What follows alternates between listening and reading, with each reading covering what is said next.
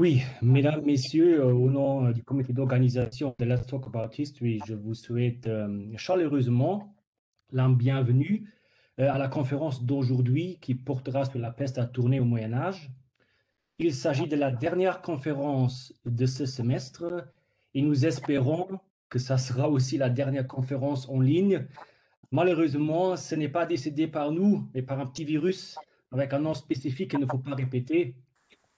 Un grand merci aussi à Claire Billen et à Mark Bone d'avoir pris la décision d'organiser une conférence dans un délai aussi court.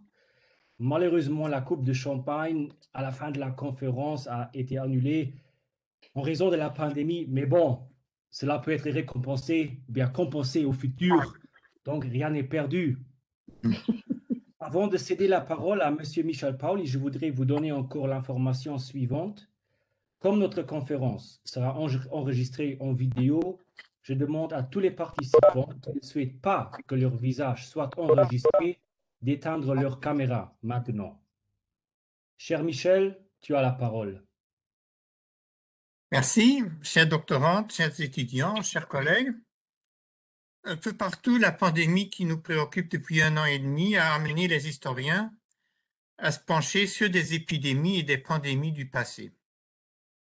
Et le Luxembourg n'est d'ailleurs pas en reste, puisque dans le prochain numéro de la Himest, qui va sortir de presse dans les prochains jours, paraîtra un article qui fait le bilan de la peste au duché de Luxembourg du XIVe au XVIIIe siècle.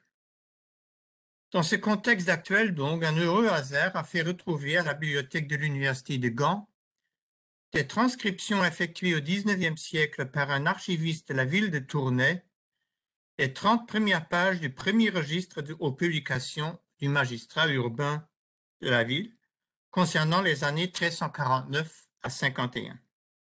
Année, comme on sait, de la peste noire qui aurait causé la mort de 10 à 30% de la population européenne.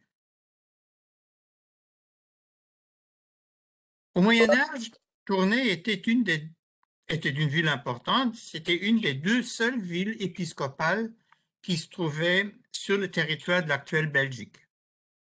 Elle se situe à l'extrémité occidentale de la grande région, même si je parie que vous n'êtes pas très nombreux à l'avoir déjà visitée, alors qu'elle vaut vraiment le voyage pour un historien surtout.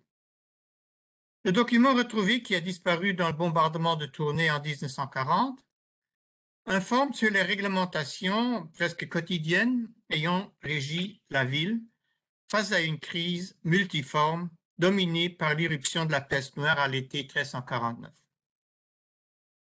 Ceci est fort intéressant également sous l'angle de l'actualité, car partout la COVID-19 a également renforcé le pouvoir public que le néolibéralisme avait progressivement réduit depuis les années 80.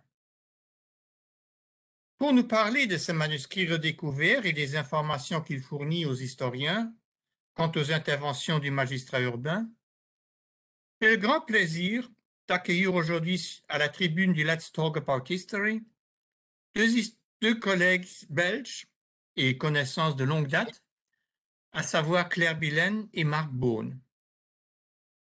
Claire Billen est historienne, professeure honoraire de l'Université libre de Bruxelles, où elle a enseigné l'histoire économique et sociale du Moyen Âge, l'histoire comparée des villes et l'histoire de l'environnement. Elle a également participé à plusieurs reprises aux journées lotharingiennes qui se tiennent tous les 2 ans à l'Université du Luxembourg. Mark Bone est professeur ordinaire d'histoire médiévale à l'Université de Gand, et je peux en renseigner pour quelques mois encore. Il a été doyen de la faculté de philosophie et lettres entre 2012 et 2018. Il a été professeur invité à plusieurs universités européennes. Ses champs de recherche sont l'histoire urbaine, l'histoire politique et socio-économique du bas Moyen-Âge, notamment à l'époque bourguignonne. Il est entre autres membre de la Commission internationale pour l'histoire des villes. Chère Claire, cher Marc, je vous cède la parole. Merci. Merci beaucoup, Michel. Chers collègues, merci pour nous donner l'occasion de vous présenter ce qui finalement est devenu une édition de source qui est parue au début de l'année dans la collection de la Commission royale d'histoire. Et je vais donc d'abord parler des sources et de la ville de Tournai en général, et puis je donnerai la parole à Claire pour la deuxième moitié de l'exposé où elle va aborder la question de ce que nous dit cette source et ce qui est spécifique pour la façon dont les édiles de Tournai ont réagi face à la peste noire de 1349 et après on peut bien évidemment avoir une discussion et répondre à vos questions pour quelques éclaircissements si nécessaire. Je peux vous demander d'avoir le slide prochain. Oui, le suivant encore. Eh bien, voilà. Donc, en ce qui concerne les sources, généralement, on prétend que étudier la ville de Tournai au Moyen Âge est, pour ainsi dire, une mission impossible, puisque l'aviation allemande a eu la malheureuse idée de bombarder la ville, qui avait quand même une certaine valeur stratégique, tout au début de la campagne de 1940. Et en faisant de la sorte, on a détruit presque la totalité des archives de la ville de Tournai. Heureusement, il y a encore d'autres archives, comme notamment les archives du chapitre, le chapitre cathédral, qui permettent de combler en quelque sorte cette lacune. Mais il est évident que dès qu'on retrouve des traces de sources concernant la ville de Tournai au Moyen Âge, ne fût-ce que dans des copies qui ont été faites et qui ont été conservées, il s'agit bien sûr de quelque chose d'important et de réjouissant. Il faut bien dire que nous avons abordé ce sujet bien avant le Covid. Le sujet, puisqu'on parle d'une pandémie et des effets d'une pandémie, bien sûr, peuvent se lire et s'interpréter dans le contexte de l'actualité, mais c'était dans l'année 2019 qu'un jeune collègue à Gand a attiré mon attention, sachant que je m'intéresse, comme Michel vient de rappeler, à l'histoire urbaine, sur des fiches qui se trouvaient dans la collection des manuscrits de la bibliothèque de l'Université de Gand. Après avoir étudié de plus près, il ne s'agit pas du tout d'un manuscrit en forme classique, mais d'un ensemble qui a été tiré de la collection des feuilles volantes, une collection gigantesque qui a été mise sur pied par un ancien bibliothécaire. Vous avez son portrait là sur l'écran, Ferdinand van der Hagen, qui a été bibliothécaire à Gand entre 1869 et 1911 et qui partait du principe ne jeter jamais un papier, ce qui fait qu'il y a une collection énorme qui comptait bien plus que 700 000 numéros au moment que Van der Hagen a quitté l'université et qui a continué à grandir et qui compte maintenant plus d'1 million de numéros. On y trouve vraiment de tout. J'y ai même retrouvé des originaux du Moyen-Âge. J'ai édité il y a une vingtaine d'années avec mon épouse Thérèse Damtine une collection de chartes du XIVe, XVe siècle concernant un hôpital de la ville de Diest qu'on avait retrouvé dans ces mêmes feuilles volantes. Et donc, quand on m'a signalé qu'il y avait aussi des sources concernant Tournai, j'ai immédiatement pensé à embrigader dans cette aventure Claire qui, dans un temps, a fait une thèse concernant Tournai et le tournaisisme et dont je savais qu'elle allait s'intéresser fortement à cette découverte. Le slide suivant, s'il vous plaît.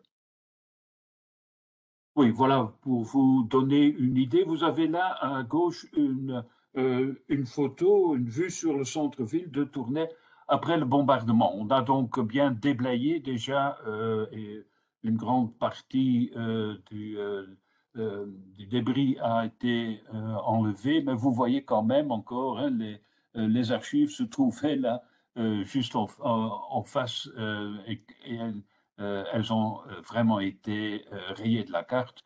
Mais ce qui est important, c'est que cette vue donne encore l'impression des deux pouvoirs en place et qui dominent encore la vue de la ville, mais qui dominait encore déjà au Moyen Âge, c'est-à-dire le pouvoir ecclésiastique, hein, la grande cathédrale Notre-Dame, les cinq clochers, comme on les appelle, et d'un côté et de l'autre côté, bien sûr, le beffroi Tournai s'est doté au Moyen Âge déjà d'un beffroi, comme pas mal de villes en Flandre et dans le nord de la France.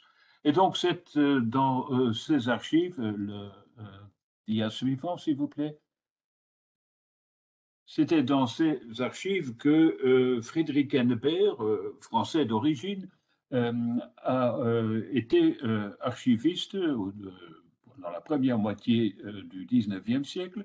Et puis, il y a eu son fils, également appelé Friedrich Henneberg, qui est devenu, après des études de droit et d'histoire, professeur à l'université de Gand pour une période finalement très brève. Hein, vous avez les dates là devant vous, mais il était quand même assez bien intégré dans le milieu universitaire, dans le milieu social finalement. Je fais référence aussi au fait qu'il a été l'auteur d'un libretto, Ni roi ni reine, c'est un fait divers, et j'ai lu le libretto en question, et on comprend après lecture que l'opéra n'a été produit qu'une seule fois. Mais ce qui est très important, c'est que cette production s'est faite au domicile même de Ferdinand van der Haar, ce qui explique entre autres que les liens entre les Henneberg et van der Haar, le bibliothécaire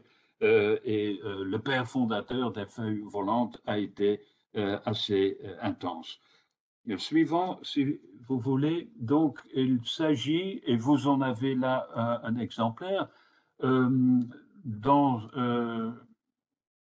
cette collection de 524 fiches qui sont regroupées en 11 fardes et qu'on a pu identifier comme copiées à partir du registre 336, un registre en papier de la ville de Tournai. Nous avons heureusement aussi un inventaire manuscrit de la main d'ailleurs du père Henneberg, qui a été conservé, qui a été fait au XIXe siècle, qui a été conservé à l'hôtel de ville et qui a donc échappé au bombardement de mai 1940, et ce qui nous a permis de nous réaliser qu'il s'agissait d'un ancien registre d'environ 300 pages contenant tous les arrêts et ordonnances des consos, c'est-à-dire des gens qui gouvernaient la ville de Tournai uniquement pour 3 années, bien que le registre continue jusqu'à l'année 1364. Mais nous avons donc pour ces 3 années, 49, 50 et 51, 524 bons, ordonnances, parfois très brefs, hein, comme vous pouvez le voir là-bas, parfois assez importants et consistants concernant la façon dont la ville de Tournai a été gouvernée. Le suivant. Donc, quelques mots concernant la ville même. Il s'agit d'une ville épiscopale. Hein. Vous avez vu le poids littéralement, hein, et encore de nos jours, quand vous visitez Tournai, ce qui frappe, c'est cette masse importante de la cathédrale qui domine vraiment le paysage urbain. Donc, il y avait un évêque. Mais également une société urbaine très, très active qui s'est formée en commune. ce qui n'est pas du tout exceptionnel. Nous savons que dans cette partie nord-ouest de la France, de la Flandre actuelle, pas mal de communes ont vu le jour, souvent dans des villes épiscopales. Hein. L'exemple sans doute le mieux connu, puisqu'il s'agit là d'une aventure assez spectaculaire et même sanglante, c'est la commune de Laon, dans l'Aisne, mais donc également au XIIe siècle, en 1147, nous avons la première mention de l'existence d'une commune à Tournai. Comme dans le cas de pas mal de ces communes dans cette ère picardo-flamande, les communes ont été récupérées en quelque sorte par le pouvoir royal. Et dans le cas de Tournai, nous savons que le roi Philippe Auguste, Philippe II, donc a confirmé cette commune une fois de plus, comme ça a été le cas pour pas mal de communes dans le nord de la France en 1188. La vie de la commune de Tournai n'a certainement pas été un long fleuve tranquille. Il y a eu des hauts et des bas en 1332, et là nous nous approchons des années pour lesquelles nous avons les bancs dont on va parler. Il y a eu la suppression de la commune par le premier roi de la dynastie des Valois, Philippe VI, mais déjà 8 années plus tard, en 1340, il va rétablir cette commune, et vous voyez, vous avez là un extrait de la charte royale, hein, où il parle que la commune peut exercer toute justice haute, moyenne et basse, et c'est bien sûr ce pouvoir législatif dont il sera question.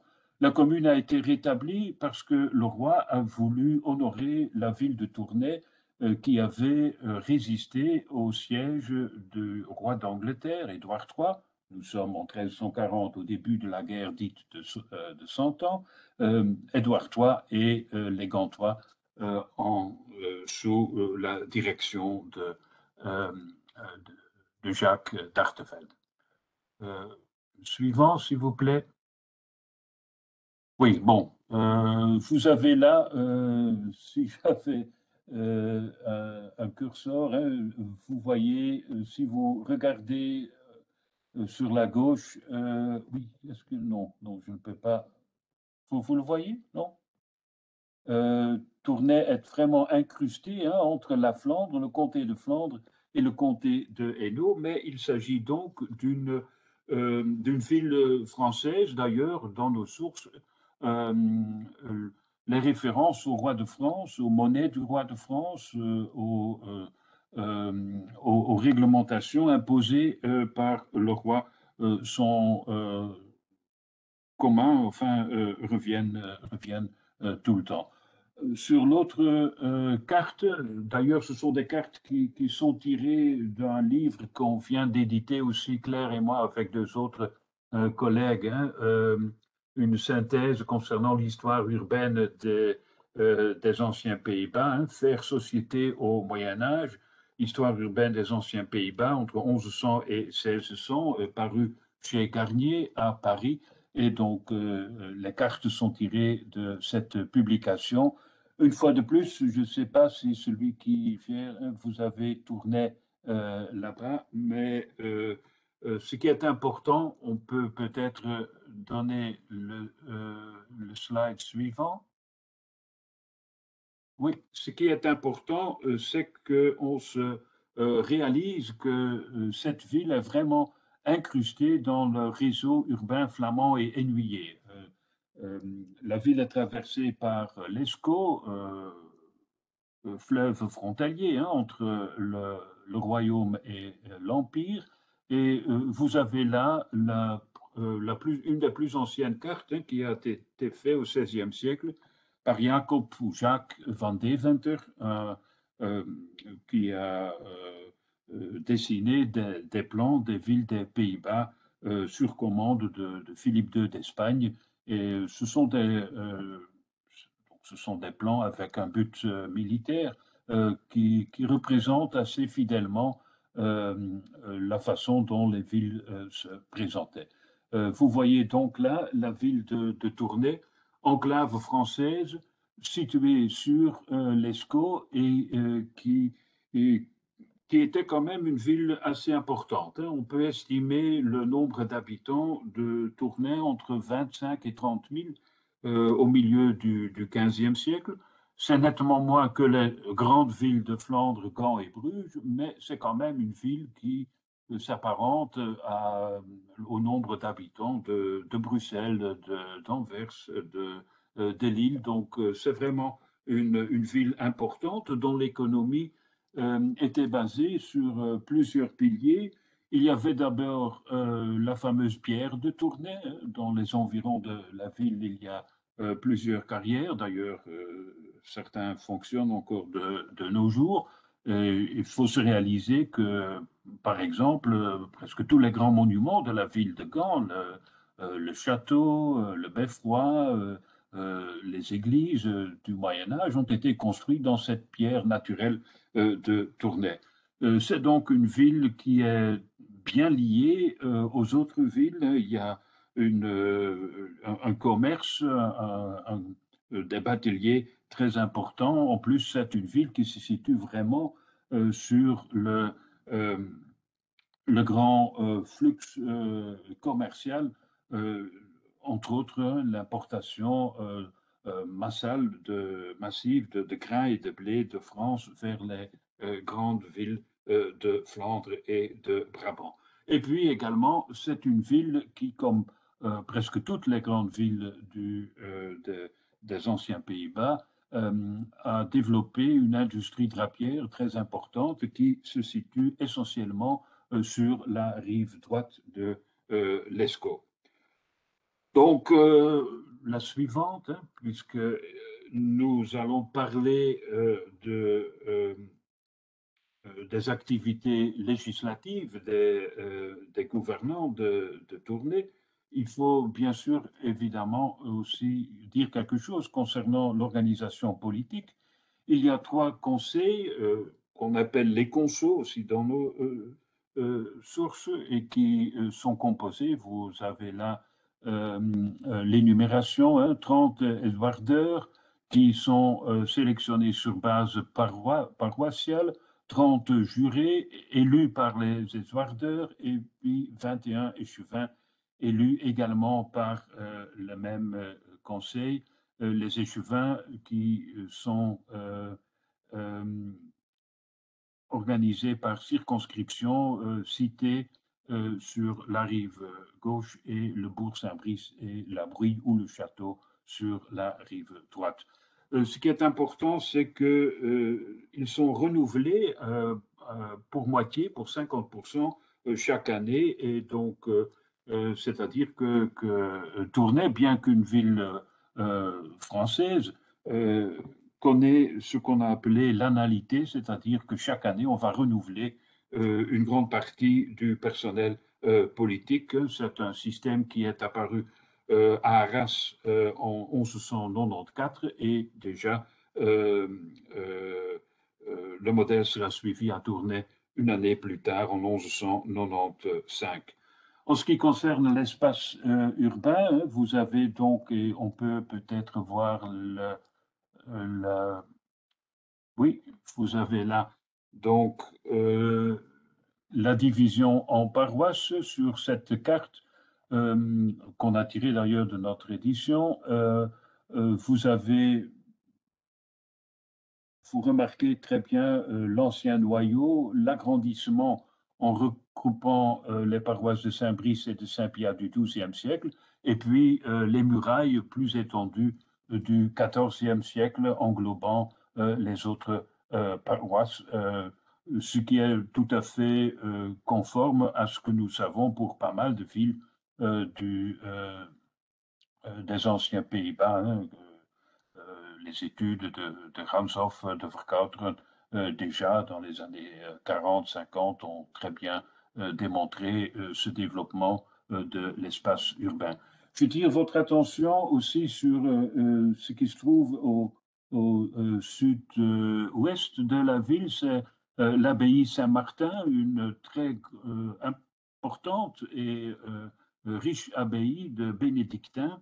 Et Elle est importante dans ce sens qu'au moment où, dont on va parler, hein, le moment où la peste frappe la ville de Tournai, l'abbé de cette abbaye n'est autre que Gilles Limousin, qui nous a légué plusieurs sources, plusieurs témoignages, entre autres concernant l'impact de la peste et des manuscrits qui se trouvent maintenant à la Bibliothèque royale à Bruxelles, illustrés d'ailleurs avec des miniatures que vous connaissez sans doute, puisque ce sont des très rares illustrations de l'impact de la peste, et donc qui concernent directement la ville de Tournai. Voilà, je crois qu'il y a encore une deuxième carte, hein, le suivant, où vous avez tous les lieux cités dans les sources. Bien sûr, on parle beaucoup des portes, des marchés, des ponts, des lieux pour décharger et charger les bateaux. Bref, tout ce qui touche bien sûr à la vie à la fois économique, mais sociale et politique de la ville. Voilà, en ce qui me concerne, je donne maintenant la parole à Claire et on se contactera après. Voilà, oui, merci Marc. Nous allons donc en venir au vif du sujet, examiner comment les édiles tournaisiens ont gouverné la ville dans une période extrêmement critique, hein, la période qui est exactement couverte par les sources que nous avons retrouvées. Alors, il faut d'abord préciser, d'ailleurs Marc a déjà introduit un petit peu cette idée, c'est que nous avons travaillé avec plusieurs sources, hein. Nous avons édité les bancs tournaisiens, mais nous avons également essayé de les recouper de toutes les façons possibles, et notamment, d'une part, avec les annales de Gilles Limousin, donc l'abbé de Saint-Martin de Tournai dont on vient de parler, c'est un contemporain, hein, des événements, donc c'est ça qui donne évidemment une grande puissance et un grand intérêt à son texte, et aussi avec un document anonyme qui est une chronique d'un Tournaisien, lui aussi contemporain, et qui a été édité au début du XXe siècle par Adolphe Hoquet, qui est aussi un ancien archiviste de la ville de Tournai. Donc, nous avons deux sources locales et contemporaines pour nous débrouiller, pour essayer de mieux comprendre ce que nous allons lire dans les bancs que nous avons retrouvés. Il y a un autre matériel de recoupement qui est intéressant, c'est les papiers de gestion de l'abbaye de Saint-Martin de Tournai, en partie rédigés par l'abbé Gilles Limousin et qui ont été, il y a un certain temps, publiés par Albert Danens à la Commission royale d'histoire. Donc là, c'est, si vous voulez, une source intéressante en ce qui concerne l'arrière-plan économique des événements que nous allons retracer. La suivante, s'il vous plaît. Alors, 1349-1351, c'est une période que nous savons extrêmement critique, non seulement pour la ville, mais pour l'ensemble de l'Europe occidentale. Et nous le savons évidemment parce que nous savons qu'il y a eu cette fameuse épidémie de peste qui s'est répandue depuis 1347. Hein, elle se répand par sauts successifs à travers l'Europe occidentale depuis son premier débarquement dans le port de Gênes. Elle arrive en 1349 dans le nord de l'Europe, d'une façon qui est très difficile à suivre d'ailleurs parce que, par exemple, nous savons qu'elle se manifeste à Tournai en août 1349, alors qu'elle était déjà en Angleterre au tout début de l'année 1349 et déjà peut-être à la fin de l'année 1348. Donc, il n'y a pas une propagation de cette maladie qui est véritablement régulière. Ce n'est pas une vague, ce sont des à-coups, ce sont des sauts que l'on peut remarquer. Alors, nous savons qu'il y a la peste, or, très paradoxalement, aucun des bancs du magistrat de Tournai que nous avons retrouvé ne mentionne jamais, évidemment pas la peste parce qu'on n'utilise pas ce mot, mais le mot mortalité, le mot épidémie, le mot difficulté sanitaire, toutes ces notions-là n'apparaissent jamais explicitement dans les bancs du magistrat. Et ça, c'est évidemment une surprise très importante que nous avons dû essayer d'expliquer. Nous n'aurions pas pu comprendre beaucoup des mesures qui sont prises par les autorités et mentionnées dans nos sources si nous n'avions pas lu en même temps les sources narratives. Il y a toute une série de mesures qui sont incompréhensibles parce qu'on ne les motive pas explicitement par l'épidémie. Mais évidemment, une fois qu'on est averti, on découvre derrière un grand nombre des bancs de la ville de Tournai la peste telle qu'elle est décrite par les auteurs contemporains. Le suivant, là.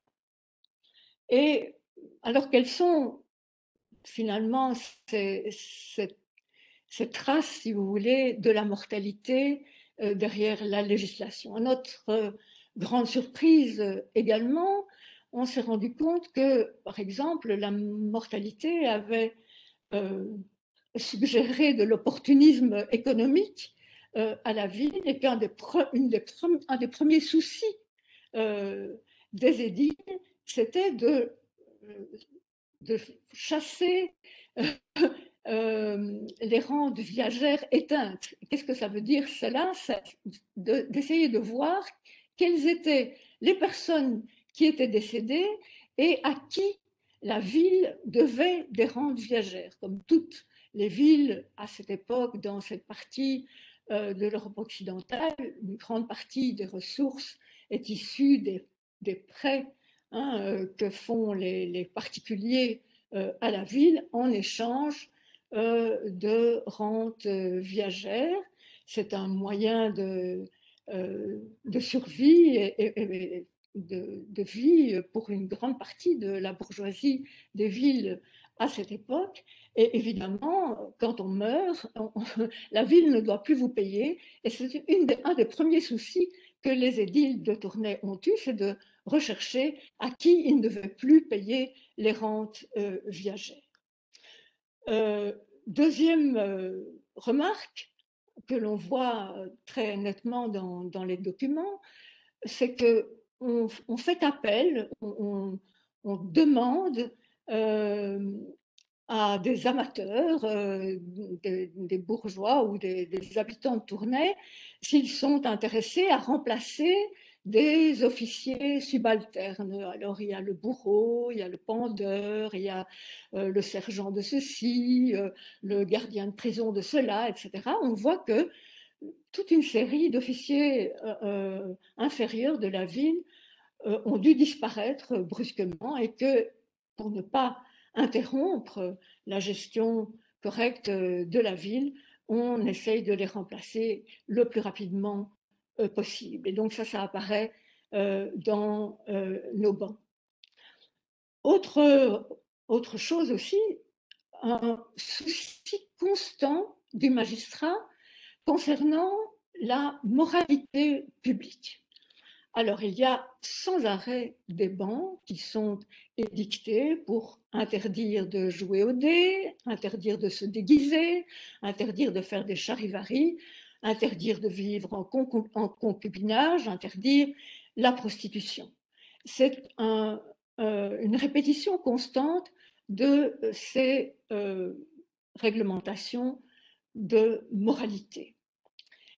Ensuite, on remarque également la réglementation très étroite que la ville essaye de mettre en place concernant la façon d'enterrer. Alors, c'est aussi, ça c'est quelque chose d'assez étonnant. D'abord, on interdit la pompe, hein, la trop grande, la trop grande présence de la famille,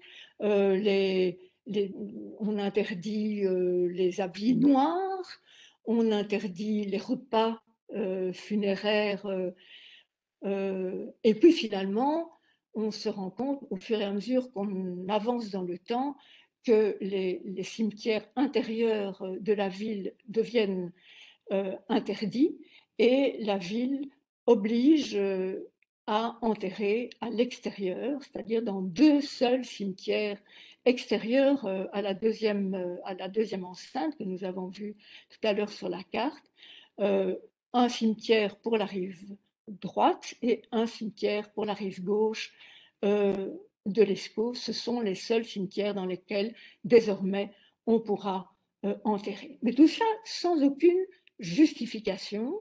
On doit trouver les causes de cette réglementation dans les sources narratives. C'est évidemment parce qu'il y a trop de gens à enterrer et aussi parce qu'on se rend compte que les risques de contagion sont considérables et qu'on ne peut plus se permettre d'enterrer les gens à l'intérieur même du tissu urbain dense. Dernier élément aussi qui est très nettement inspiré par la mortalité et les difficultés que rencontre la ville de Tournai, le contrôle et puis l'interdiction de manifestations pénitentes. Alors il faut savoir que avant même que la contagion ne se manifeste à Tournai même, la ville est envahie par des cortèges de gens qui viennent de Brabant, d'Allemagne, de Hollande, de Flandre, et qui se livrent à toute une série de manifestations de contrition en se battant le dos avec des fouets garnis de petits ergots métalliques. Donc ce sont des manifestations très très spectaculaires qui à la fois fascinent les habitants et les scandalisent. Scandalisent évidemment principalement les autorités ecclésiastiques établies et le magistrat de la ville qui voit un très grave danger pour l'ordre public. La suivante. Alors voilà, ça c'est une illustration, c'est une illustration très très connue hein, qui montre la masse des enterrements à Tournai. Donc c'est une illustration du manuscrit des Annales de Gilles de Mouisy. Et on voit la multiplication des enterrements et aussi le désordre que ces enterrements à répétition qui ne se cessent jamais, ni de jour ni de nuit, tout ce désordre qui est extrêmement, donc qui rend soucieux le magistrat de la ville. La suivante. Alors, donc, je vous ai expliqué où on pouvait, hein, dans quel type de rubrique législative on pouvait détecter l'existence de la mortalité subite due à l'irruption de la peste à Tournai. On doit aussi vous faire part de 3 surprises qui nous ont assaillis en lisant à la suite tous ces bancs de la ville. D'abord, et ce sont des surprises évidemment qui sont dues à ce que l'on connaît pour d'autres villes. Face à la peste, c'est ce qu'on considère aujourd'hui comme logique, comme réaction vis-à-vis d'une pandémie ou d'une épidémie. Alors, premièrement, il n'y a pas à Tournai, en tout cas en 1349, une législation relative à l'hygiène publique qui serait nouvelle ou qui serait plus active ou qui se différencierait de ce que la ville a comme souci d'hygiène et de propreté publique depuis la fin du XIIIe siècle. Donc il n'y a pas de nouvelles mesures. En fait, il n'y a pas de nouvelles mesures, probablement aussi parce que l'hygiène publique est un souci depuis très longtemps et un souci très actif. Et donc, il n'y a pas nécessité de voir de nouvelles mesures relatives à la propreté, à l'hygiène ou aux odeurs, par exemple, hein, puisque à cette époque-là, ce sont les odeurs qui sont censées transmettre les maladies. Et il n'y a rien de nouveau par rapport à ce que l'on connaît préalablement. C'est une législation répétitive qui reprend des mesures déjà connues.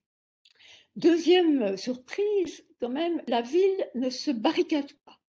La ville est visiblement assaillie par la peste, c'est en tout cas ce que racontent les chroniqueurs, mais il n'y a aucune réaction de fermeture de la ville. Au contraire même, il y a évidemment les pénitents qui n'arrêtent pas de pénétrer dans ce siège important d'un évêché, des pénitents qui recherchent bien entendu aussi d'effectuer une prédication efficace auprès des masses travailleuses de la ville. Hein. Tournai est une ville textile et évidemment les pénitents savent qu'ils peuvent trouver des oreilles attentives dans la population de la ville de Tournai. Mais dans un premier temps, en tout cas, on ne leur ferme pas du tout la porte. On organise d'une façon peut-être un petit peu même plus importante que d'habitude la grande procession de Notre-Dame au mois de septembre.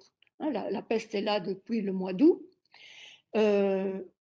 On organise des tournois d'arbalète, des tournois intervilles d'arbalète. On accueille les populations sans les rejeter. Donc il n'y a aucune prophylaxie sur la contagion que l'on observe en tout cas dans le comportement du magistrat tournaisien et des gens en général dans la ville. Et de même, les élites ne fuient pas la ville. On sait qu'en Italie, par exemple, ce comportement des élites a été rendu célèbre par Boccace, par exemple. En général, les nobles qui ont des propriétés à la campagne s'y rendent de façon à se protéger des miasmes urbains. À Tournai, alors que la bonne société tournaisienne a énormément de biens à la campagne, il n'y a aucun mouvement visible, en tout cas, qui ferait penser que ces personnes essayent d'échapper à la contagion urbaine. La diapositive suivante.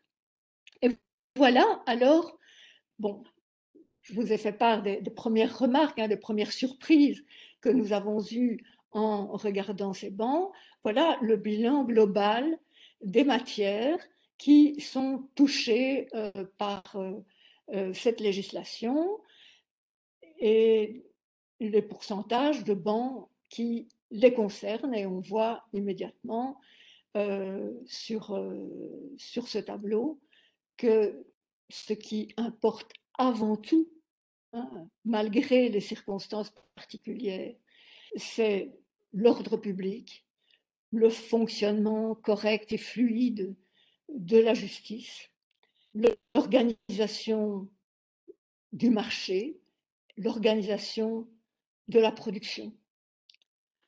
Ce sont les 3 rubriques les plus importantes et en dehors de ça, finalement, l'hygiène et l'environnement, ce n'est que 7% contre 23% pour l'ordre public.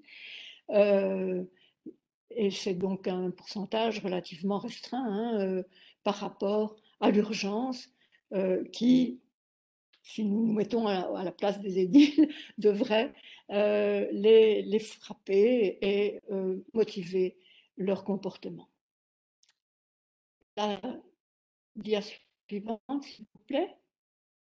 Donc, vu ce tableau-là, c'est tout à fait clair que c'est l'ordre public qui est au cœur des préoccupations du magistrat tournésien. Alors, évidemment, le désordre, c'est quelque chose qui est extrêmement dangereux pour l'autonomie d'une ville, surtout d'une ville comme Tournai, qui est quand même très surveillée par l'autorité royale. Donc la paix, effectivement, c'est très très important.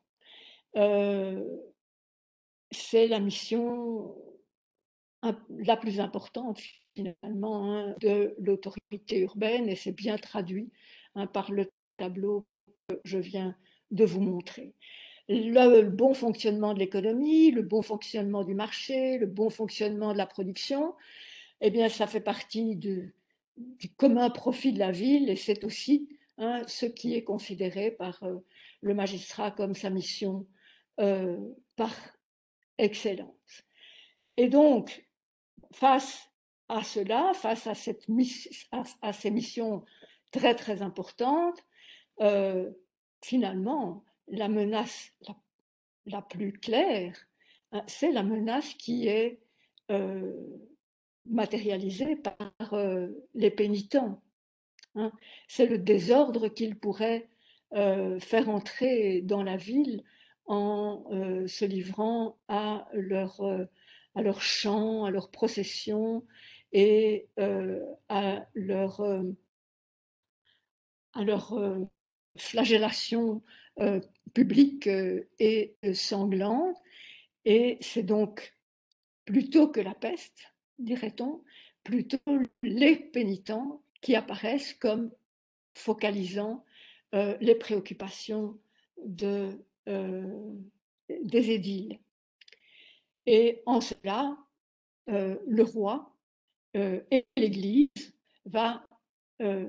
vont aider et soutenir l'autorité urbaine. La dia suivante.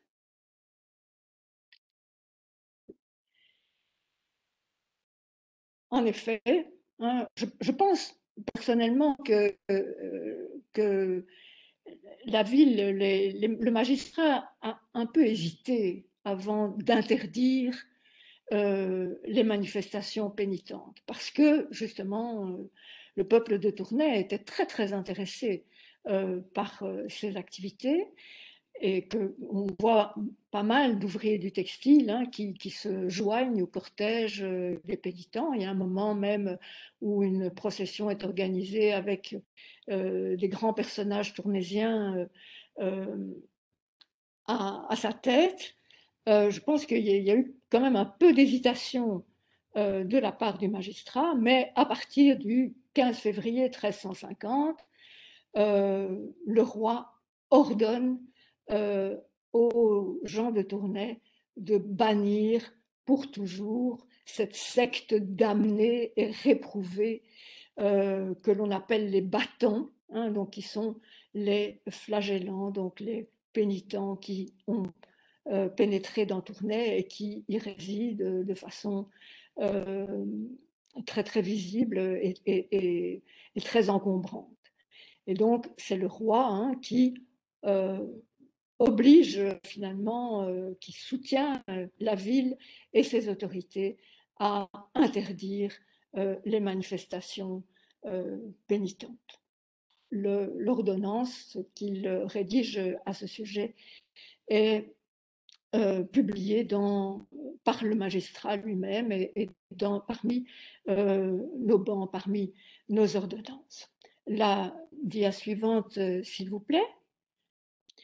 Voilà, Gilles Lemouisy parlait lui aussi beaucoup des pénitents de façon très scandalisée, et on voit ici dans le manuscrit de ces annales la représentation de ces personnages qui sont donc dépouillés de leur chemise sur le dos et qui se battent et se promènent à travers la ville et se rendent dans les églises pour leur culte très particulier. La suivante.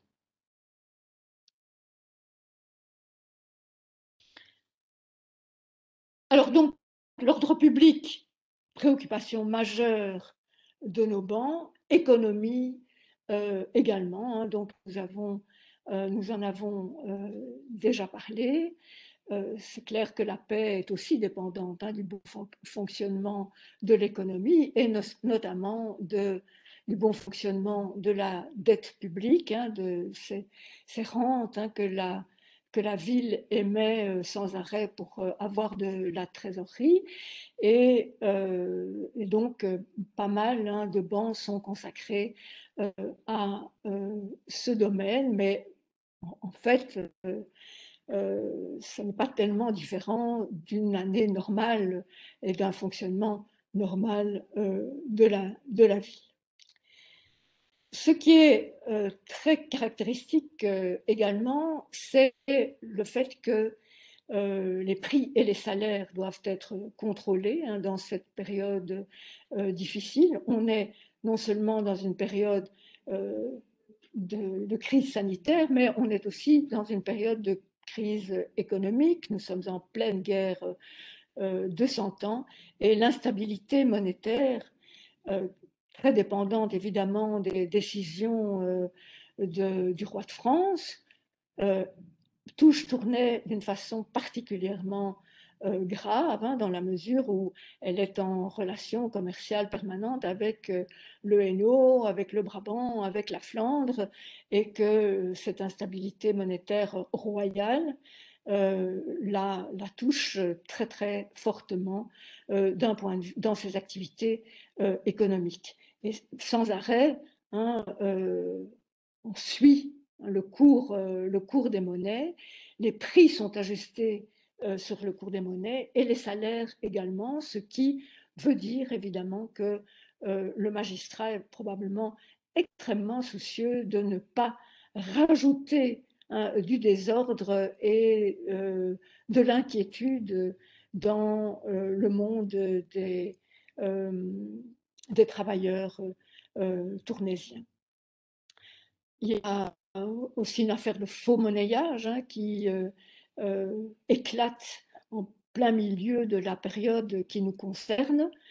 C'est très intéressant parce que ça fait tellement peur aux Tournaisiens qu'ils s'arrogent le droit de juger de cette affaire de faux monnayage, alors que c'est une compétence bien entendu royale et que la capacité à effectuer ce jugement ne leur a pas encore été octroyée. Donc on voit évidemment ici à quel point l'ordre public et finalement toute l'éventail des matières qui ont un rapport avec cet ordre public est immédiatement pris en main et parfois par abus de pouvoir par le magistrat tournaisien. Autre chose aussi qui est très importante pour l'économie, c'est que la production doit continuer à s'effectuer. Malgré la pandémie, malgré sans doute les nombreux décès parmi les gens de métier, il y a des efforts considérables qui sont faits banc par banc pour forcer les ouvriers à se mettre au travail, à ne pas rejoindre les pénitents, à ne pas s'attarder dans des fêtes ou dans des célébrations qui interrompraient leur activité productive. La dia suivante, s'il vous plaît. Et donc, une conclusion, d'abord, très importante, je pense, c'est que malgré la crise manifeste, la mortalité très importante qui est relatée par les auteurs des chroniques, les auteurs des sources narratives, on n'a pas du tout d'interruption de l'activité législative. Cette activité législative continue comme si de rien n'était. Elle ne se focalise absolument pas sur les questions plus critiques qui se manifestent dans la vie de la ville.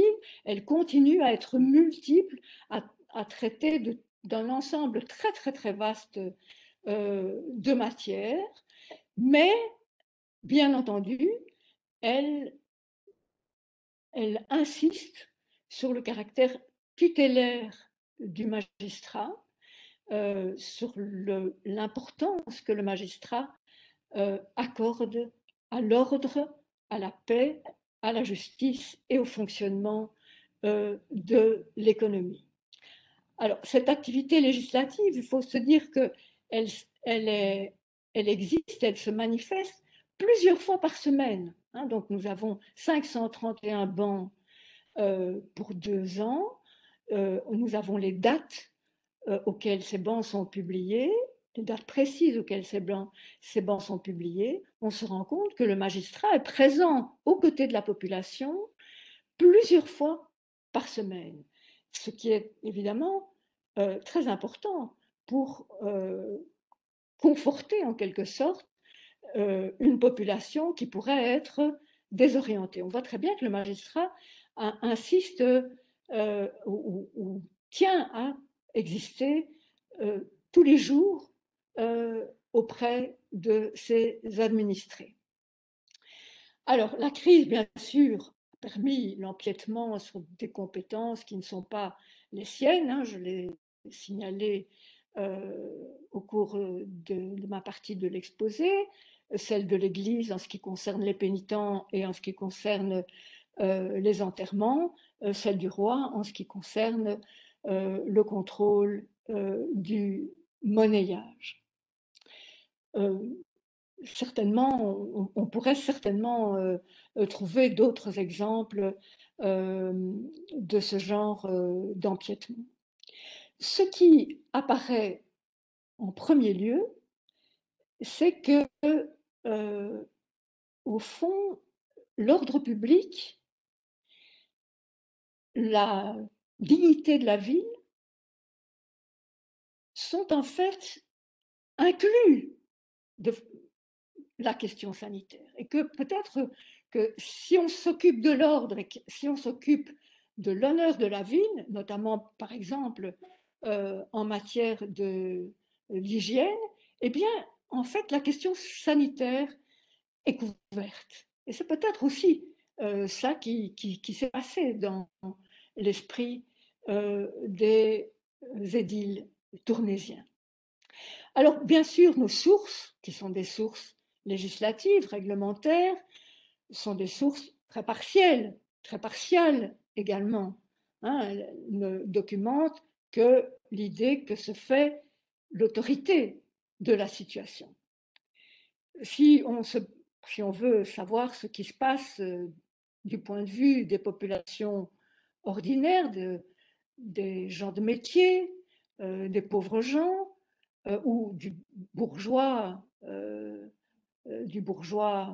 moyen, c'est clair que on ne sait pas grand-chose, sauf que, effectivement, il s'intéresse aux pénitents, il s'intéresse à cette forme de conversion que les pénitents lui proposent.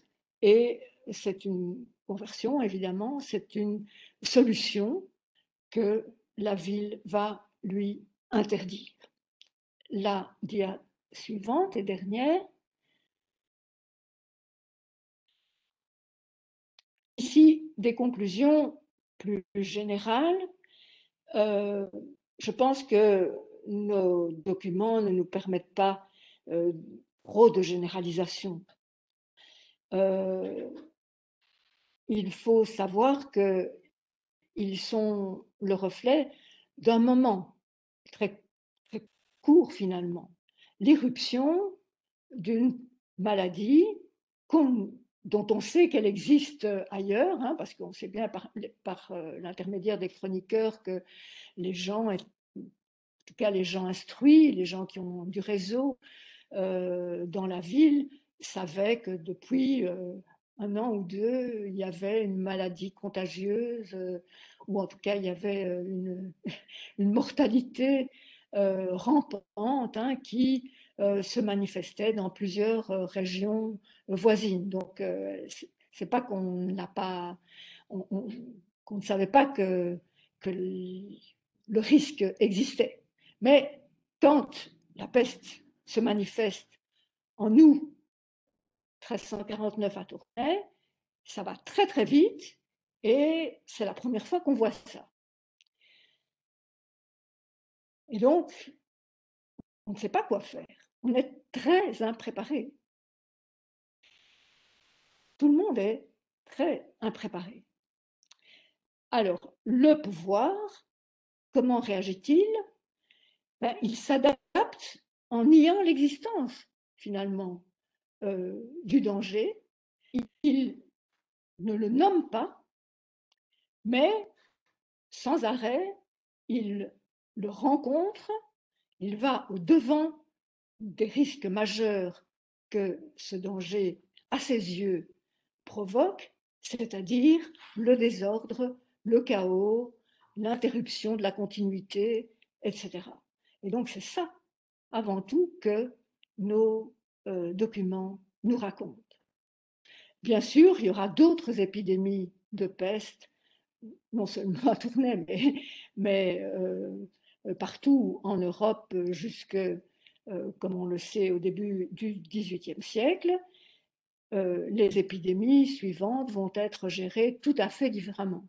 Donc on ne peut pas généraliser notre cas tournaisien de Tournai en 1349-51.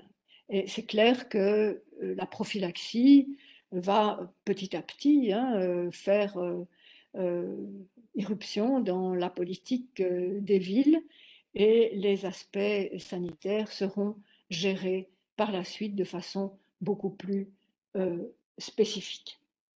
Je vais peut-être, comme il est fort tard, je vais peut-être laisser la question des comparaisons à la discussion et je vous remercie pour votre écoute.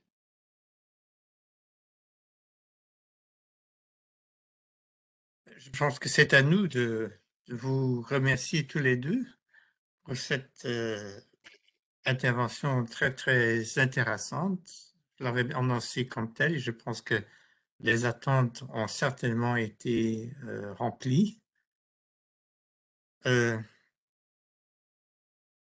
Nous pouvons poser des questions, nous pouvons discuter aussi ou mettre en question des affirmations. Est-ce qu'il veut se lancer?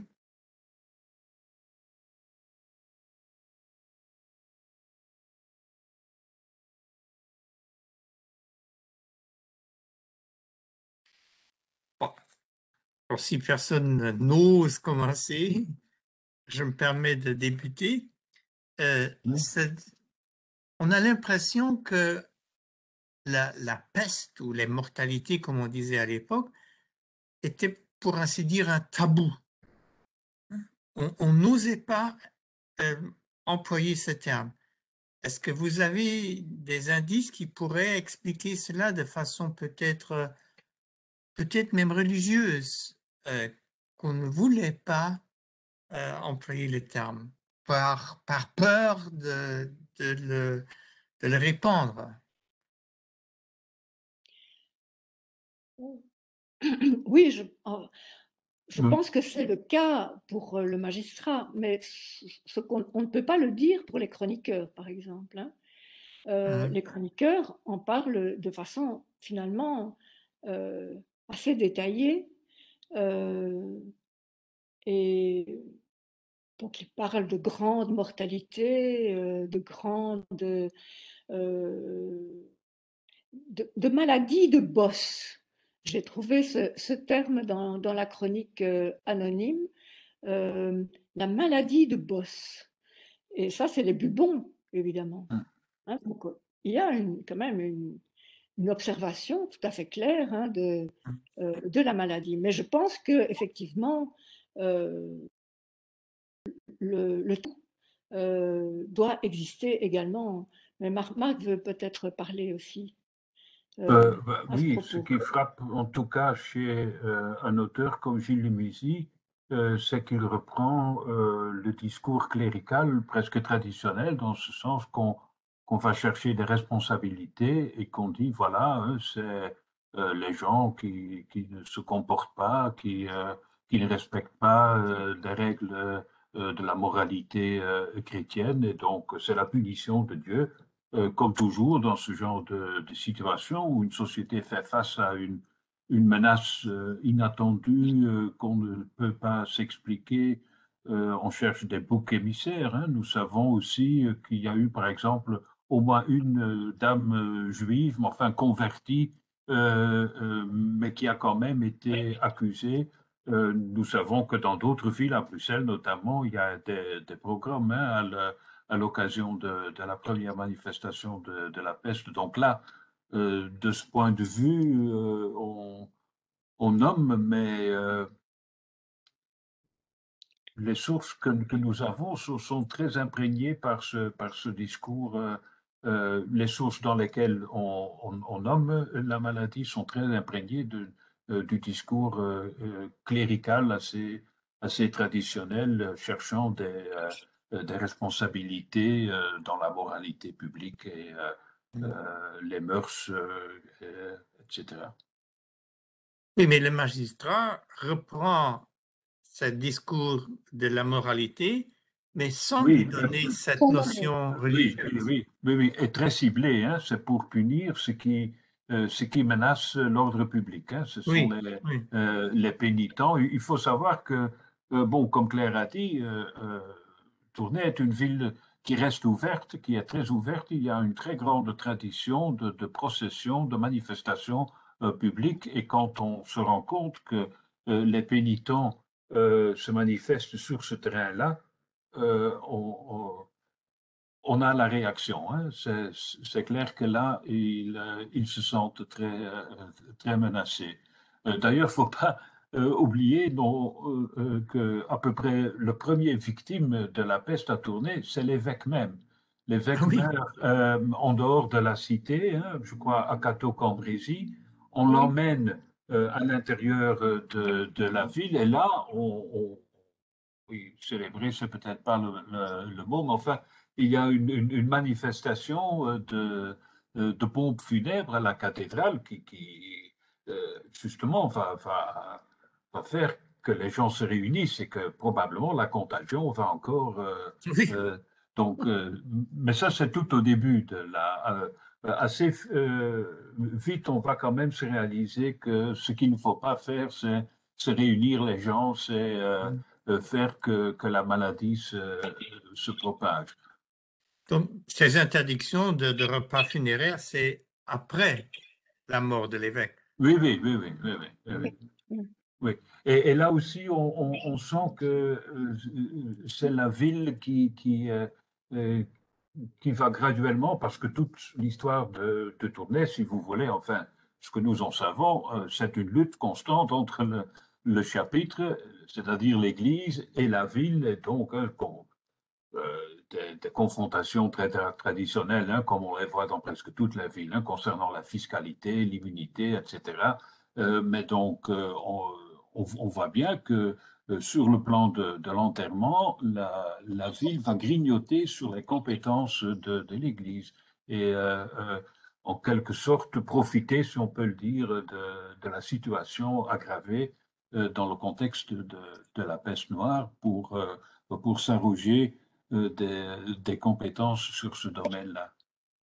Ce qui a dû se manifester déjà, il faut le dire aussi, quelques années plus tôt, en 1315, 1316, nous savons qu'il y a eu aussi une grande mortalité due cette fois à cause de la pénurie de blé et de mauvaises récoltes qui se sont succédées.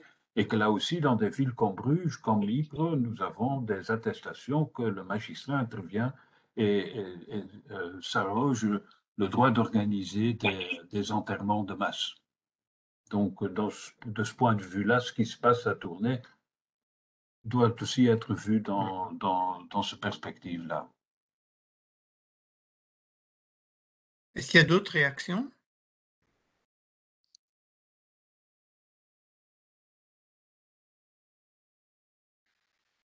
Oui, bonjour. Une de mes questions était déjà un peu atténuée, parce que je me demandais si vous avez seulement une année, et est-ce qu'on peut faire quelque chose comme une timeline et qu'on voit quelque chose comme une panique qui se fait, qui se produit, ou peut-être il y a aussi des ordres qui se contradictent et qui disent au premier lieu on dit ça et 3 mois après on dit complètement d'autres choses. Ce qu'on voit sur un terrain, il y a en effet une espèce de chaos. C'est sur le plan monétaire, hein. Nous sommes en plus dans une période, enfin le début de la guerre de 100 ans, il y a des dévaluations à la fois du roi de France, du comte de Flandre. Tournai est très sensible à ça. Et là, on voit qu'ils perdent un peu les pédales et que finalement, ils essaient de se maintenir. Mais bon, je crois, enfin, si je me rappelle bien, mais Claire, je ne sais pas comment toi tu le vois, mais on a quelques indications dans les banques qu'on est très anxieux de ce qui se passe sur le plan monétaire, ce qui a bien sûr des grandes conséquences pour la vie sociale, pour la vie économique, hein. Oui, Et ben, cela s'ajoute. oui, mais moi, je ne perçois pas de contradiction. C'est-à-dire qu'en permanence, on essaye d'ajuster, par exemple, les salaires et les prix. Et parfois, un produit change de prix en 15 jours 2 ou 3 fois. Hein, ça peut arriver. Mais à mon sens, ça ne sont pas des contradictions. Ce sont au contraire, c'est une veille extrêmement... Oui, certainement. Mais enfin, on sent une grande fébrilité mais, sur ce plan-là, hein. Ouais. oui, il y a cette nervosité, mais je trouve quand même assez remarquable que l'ajustement s'effectue de façon aussi précise. On pourrait dire bon, ben, que les teinturiers ne soient payés un peu moins parce qu'il y a une dévaluation, c'est pas grave, ils peuvent bien attendre 1 mois ou 2. Non, on peut parfois réévaluer leur salaire en 15 jours. C'est quand même, enfin, moi, je suis assez admirative par rapport à ça.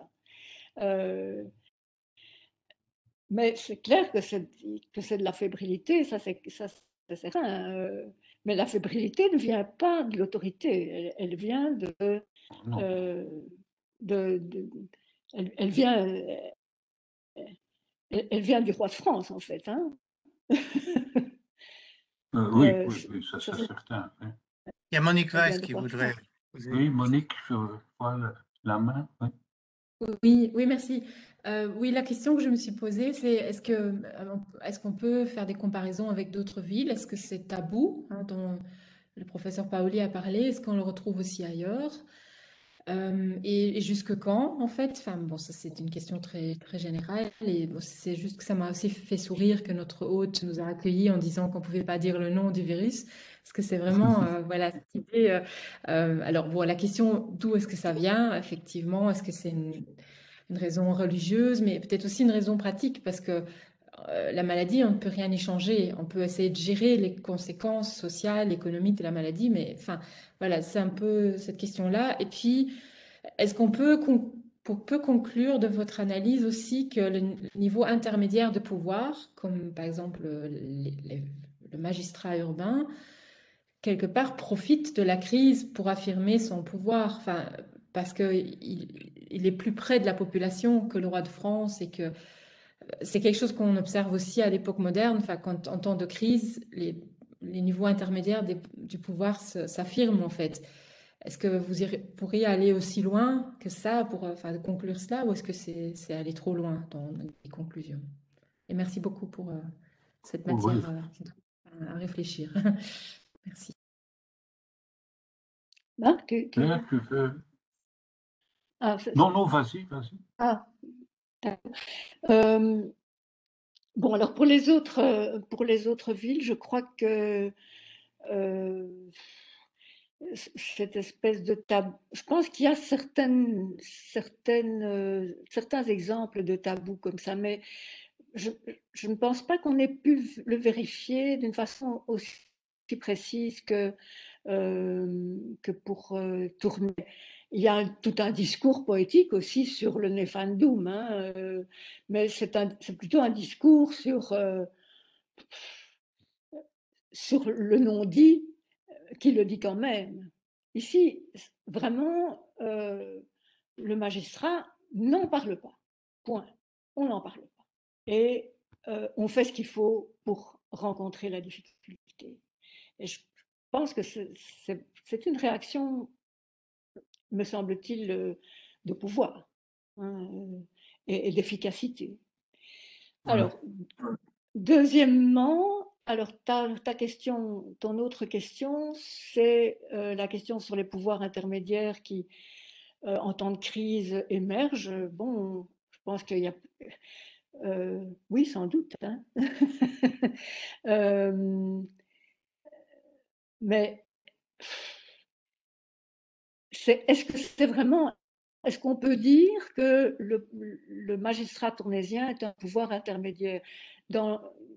Du point de vue où nous l'avons regardé, ce n'est pas un pouvoir intermédiaire, c'est un pouvoir, c'est le pouvoir à Tournai, c'est le pouvoir le plus important.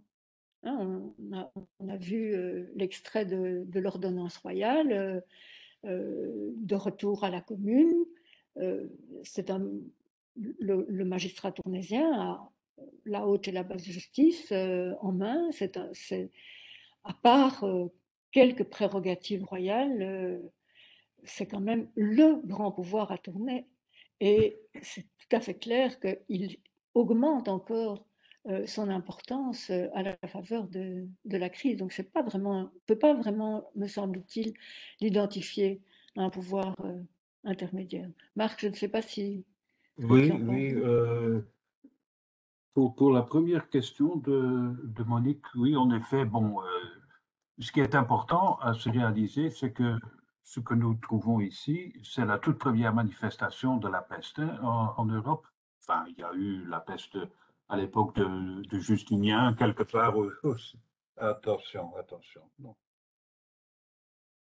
Mais donc, nous avons pas mal d'indications dans les décennies qui ont suivi. La peste devient endémique. Et donc là, petit à petit, on commence quand même à la nommer, hein. On parle pas tellement. Enfin, le mot peste a été utilisé, hein, mais c'est en référence au texte biblique plutôt. Mais par exemple, dans les villes de Flandre, on parle de la Haastziekte, hein, la maladie qui vient vite et qui, dans une journée, peut faucher quelqu'un. Et donc, on voit graduellement que les mesures qu'on prend évoluent et se développent, hein. Il y a on espère dans les semaines à venir la publication d'une thèse très importante et qui parle notamment de cet aspect des grandes épidémies d'une jeune docteur de l'Université d'Amsterdam, Jana Komans, Community, Urban Health and Environment in the Late Medieval Low Countries. Ça va être publié chez Cambridge, on espère sous très peu de temps, où on voit comment, aussi dans l'historiographie, mais certainement dans les mesures que les édiles locaux ont prises, la façon d'aborder cette question. Faut se réaliser, quand moi j'étudiais l'histoire, on disait, bah oui, mais la Flandre et une grande partie des anciens Pays-Bas étaient épargnés par la peste. Précisément parce qu'en 1348, on n'en parle pas.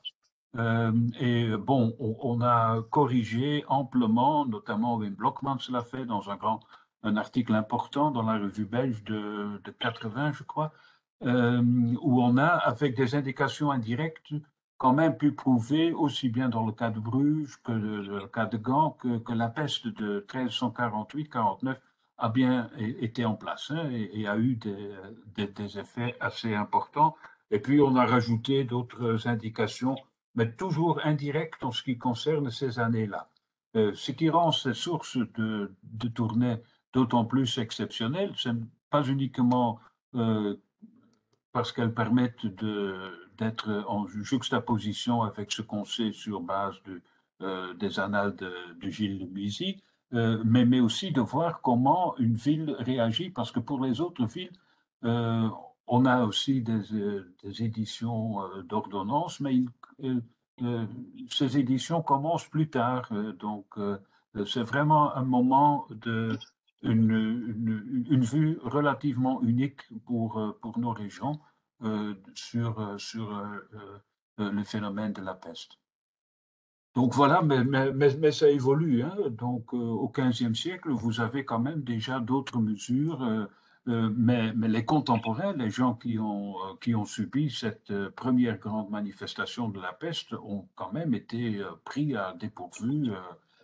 Par exemple, le même roi de France dont on a parlé, Philippe VI, s'est aussi posé cette question et on lui a fourni le texte a été conservé, hein, une grande analyse par les facultés de Paris où ils ont essayé d'expliquer par la position des étoiles, des planètes, enfin toute une construction intellectuelle pour pouvoir avoir une explication et regagner une certaine emprise sur ce qui se manifestait.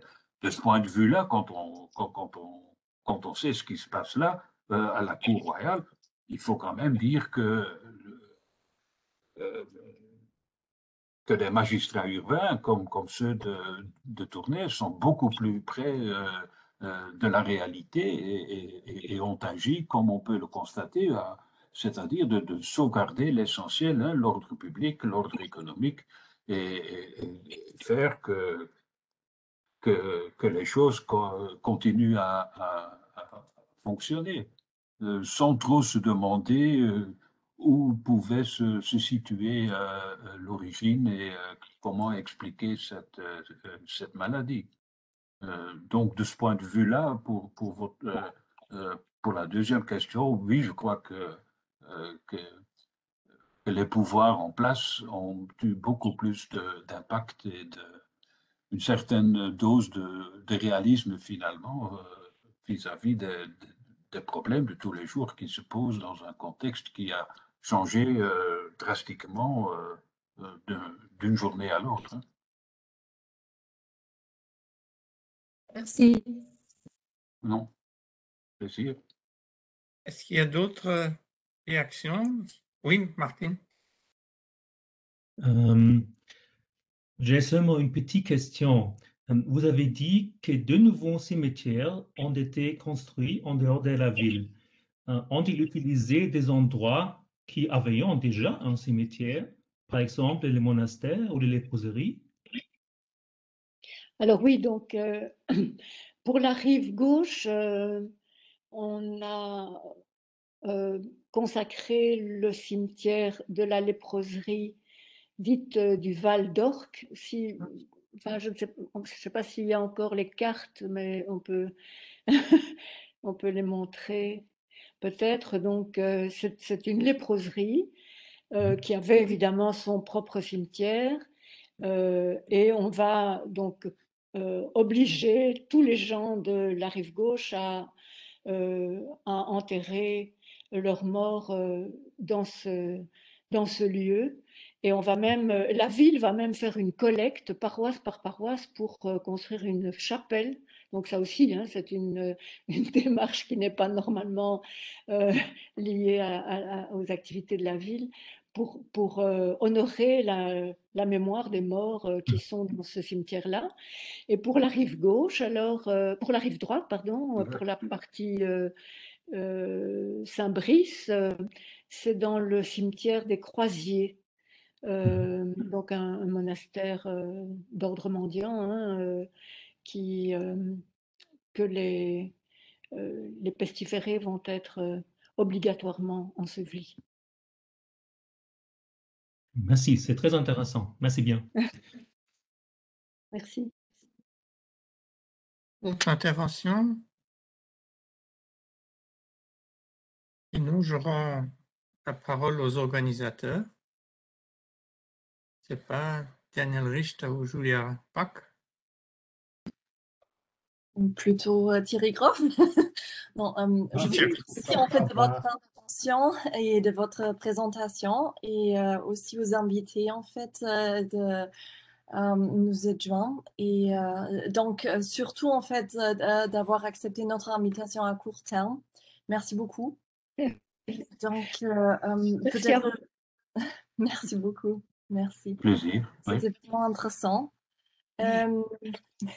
Oui, peut-être on va aussi le dire. Bon. Thierry, est-ce qu'il y a encore autre chose à dire? Non, je crois que tu as tout dit. De toute façon, je ne peux que vous souhaiter une bonne soirée. Profitez encore un peu du soleil, ceci aussi dans les jours qui suivent. La prochaine conférence devrait avoir lieu en octobre, mais bon, cependant, cela sera partagé sur nos plateformes quelques temps à l'avance, donc quelques semaines à l'avance. Merci beaucoup pour votre attention et oui, merci encore une fois à Claire et à Marc pour cette conférence très intéressante et informative qui est malheureusement plus actuelle ou bien très actuelle. Ouais. À cause de la pandémie qui se déroulera à l'instant. Mais bon, j'espère que dans les mois qui suivent, cela va devenir mieux. Ouais. Et merci à Michel Paoli d'avoir accepté d'animer la soirée. Merci. Bon. Merci Michel. Merci Michel. Michel.